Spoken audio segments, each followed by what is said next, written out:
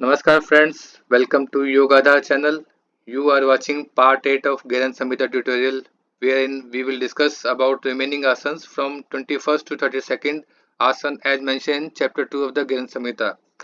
Out of 32 asanas, we have covered the first 20 asanas in the last two videos. Now in this video, we will learn about next 12 asanas. Let's have recap of the first 20 asanas. Siddhasan, Padmasan, Bhadrasan, Muktasan, Vajrasan. Then sixth one is Swastikasana, Simhasan, Gomukhasan, Veerasan. Then 10th is Dhanurasan. 11th Mritasan. 12th Guptasan. 13th Matsyasan. 14th Matsyendrasan. 15th Gorakshasan. 16th Paschimottanasana. 17th Utkatasana. 18th Sankatasana. Then Mayurasan and the 20th Kukutasana. Now we will be exploring 21st asana which is called Kurmasan.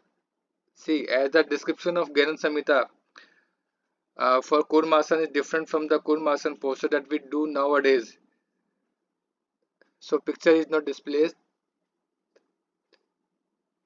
Now let's learn about the 22nd asana, Uttan Kurmasan, upside down tortoise pose. That provides a deep stretch to the hamstrings and opens the hips, promoting flexibility and relaxation. This posture also stimulates the abdominal organs, aiding digestion and enhancing overall body awareness. This posture is done assuming the Kukutasana posture and catching hold of the neck with the hands and stand stretched like a tortoise. This is Mandukasana, frog pose, which stretches and tones the abdomen, improving digestion and stimulating the organs. It also helps relieve stress and tension in the lower back. Next is Uttan Mandukasana or extended frog pose, which improves hip flexibility and stimulates the abdominal organs, aiding digestion and promoting a sense of relaxation. Let's move on to 25th Vrikshasana, tree pose, which improves balance, strengthens legs, and enhances focus. Vrikshasana promotes stability, grounding, and mental clarity. So, this is Garudasana, eagle pose, which strengthens legs and ankles while improving focus and balance. It also opens shoulders and hips, relieving tension. Now, let's learn about Vrishasana, the bull pose, which strengthens the legs and core while improving balance and focus. It also stretches the shoulders and back, promoting better posture and flexibility. 28th Shalabhasana.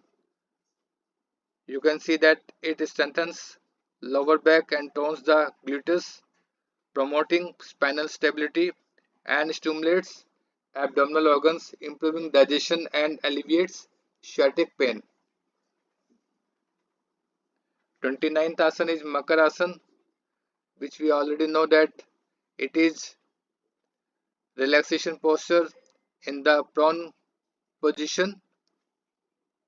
It relieves lower back pain and promotes relaxation by gently stretching the spine and reducing tension. 30th asana is Ustrasana, camel pose. It opens the chest and shoulders. It also improves the posture and stimulates the organs in the abdomen. It also helps to relieve back pain and energizes the whole body.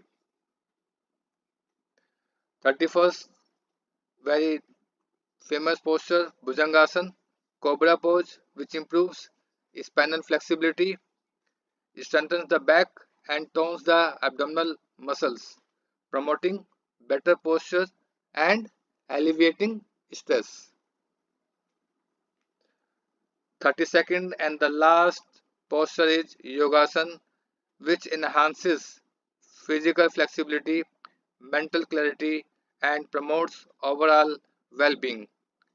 By practicing this Yogasan, we reduces stress, the posture is improved, and this posture fosters a balanced mind body connection.